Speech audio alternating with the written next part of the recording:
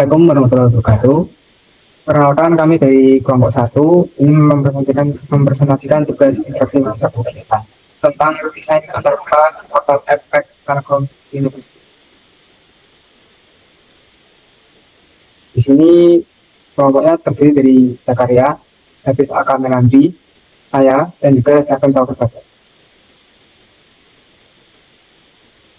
Dan pertamanya dari atas bagiannya, kota efek menyediakan software untuk aktivitas akademika atau pengguna khususnya yang mahasiswa sering mengalami alur unduh yang rumit, nampaknya ilmuwan dan juga kurangnya informasi spesifikasi teknis.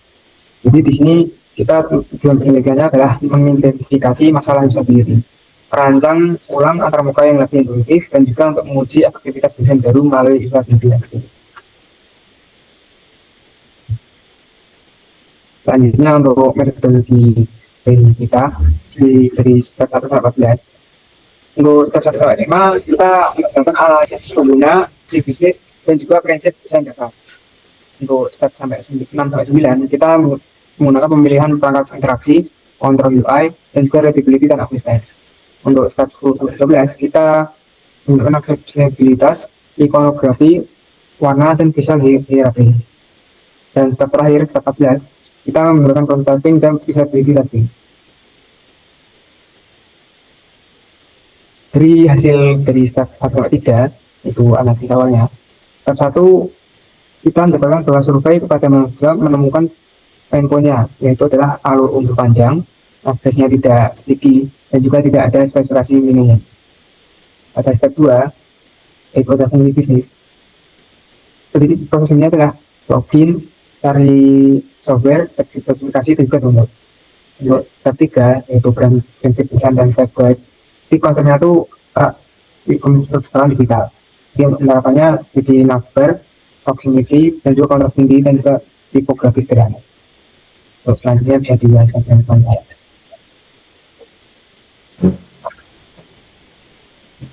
Untuk selanjutnya hasil step 4-7 atau navigasi dan kontrol UI. Step 4-5 di bagian navigasi dan tipe jendela itu ada sticky navbar agar menu selalu terlihat. Yang kedua ada model dialog box untuk spesifikasi sistem. Lalu selanjutnya yang step 6-7 perangkat interaksi dan kontrol UI itu yang pertama ada input, mouse atau touchpad, intuitif untuk hover dan klik, outputnya layar monitor atau bisa dibilang feedback visual cepat. Yang ketiga ada kontrol, yaitu command button seperti download dan zip.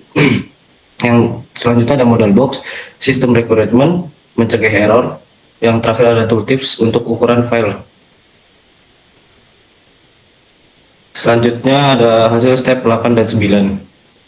Di step 8 readability, hasilnya ada teks operasional, download zip, dan fontnya diganti sans serif. Lalu ada step 9 asisten dan feedback. Yang pertama ada progress bar saat download, yang kedua model box cegah error sebelum download, yang terakhir ada link agar bisa melihat tutorial instalasi dekat tombol unduh. Selanjutnya ada hasil step 10-12. Step 10 aksesibilitas. Yang pertama hasilnya adalah target size tombol min 24x24 px. Yang kedua ada fokus keyboard tidak tertutup navbar. Yang ketiga ada tidak hanya mengandalkan warna. Yang terakhir ada kontras text min 4/5 banding 1. Selanjutnya ada step 11 icon. Ikonnya berbentuk SVG, familiar, dan konsisten. Step 12 yaitu warna. Yang pertama ada aturannya 60/30/10, netral, dominan aksen 10%. Dan terakhir hindari kombinasi merah dan biru. Selanjutnya ada hasil step 13. Visual hierarki pertama critical, tombol download, warna, aksen, kontras. Yang kedua ada important, warna netral. Yang tiga ada peripheral, di bagian footer prioritas rendah. Yang selanjutnya ada prinsip gestalt, yaitu proximity, kelompokan tombol spesifikasi dan tutorial. Yang kedua ada similarity, seragamkan bentuk tombol dan icon. Yang ketiga ada continuity, alur dari navbar, pencarian, dan katalog. Yang terakhir ada closure, gunakan white space untuk mengurangi kepadatan. Selanjutnya akan dilanjutkan oleh rekan saya. Untuk selanjutnya akan saya lanjutkan terkait prototype Figma-nya. Nah, di sini itu kita implementasi dari terkait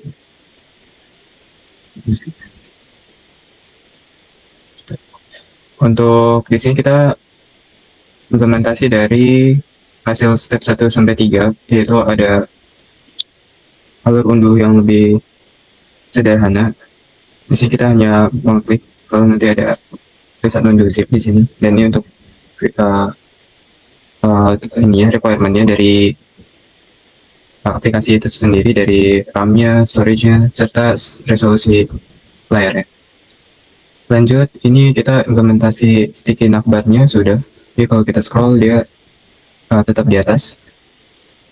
Untuk step selanjutnya itu step 4 sampai 5. Oh ya, model dialog box. Untuk model dialog box-nya kita juga sudah implementasi di sini.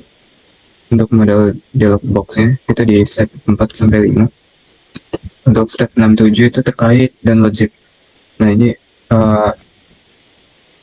ada interaksi ya, ada interaksi terkait dari covernya. Dia akan memunculkan interaksi seperti ini, informasi. Di bagian ini juga ada. Lalu step 8, kontras warna sudah jelas. Di sini kita tidak terlalu kita sudah mengikuti standar WCAG untuk pewarnaan dan yang lain-lainnya. Lalu step 9 ada progress bar. Nah, progress bar di sini maksudnya ketika kita sudah download zip, lalu nanti dia akan memunculkan progress bar ini. Selanjutnya step 10 sampai 12 itu terkait standar WCAG, terkait size tombol. Lalu ada warna, kontras warna, kontras teks yang tadi sudah dibahas juga. Lalu ikonnya juga SVG, jadi dia tidak pecah dan dia akan konsisten. Dan untuk warnanya kita tidak stereopsis. Ini kombinasinya sudah sesuai. Untuk step 13, untuk step 13 ini kita mengandalkan icon-icon yang sudah similar dengan biasanya. Jadi sehingga user itu familiar. Seperti ini kan untuk translator. Untuk akunnya. Lalu di sini ada kategori buat spesifikasi dari yang dicari, aplikasinya apa. Untuk sekian sih dari prototype-nya.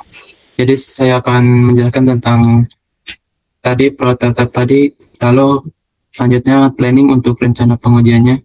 Di sini rencana pengujiannya menggunakan metode moderated testing plus sting load. Minimal 30 menit partisipannya yaitu ada 4 mahasiswa aktif, task oriented student. Skenario 1 yang inti yaitu mencari aplikasi Adobe Premiere, cek spesifikasinya, lalu mendownload. Yang kedua yaitu ya mencari halaman panduan instalasi. Metriknya yaitu TCR targetnya 100%, SIQ targetnya lebih dari 5,5 dari 1 sampai 7. SUS-nya targetnya lebih dari 68. Next. Di sini ada hasil pengujian yang telah kami uji. Di sini ada data kuantitatif. TCR-nya 100%, semua tugas selesai. SIQ-nya rata-rata 6,5 berarti mudah. Lalu SUS-nya rata-rata 79,3 acceptable, grade-nya B. Temuan kuantitatif, pengguna puas dengan sticky navbar dan modal box. Sedikit keraguan pada link. Lihat panduan instalasi.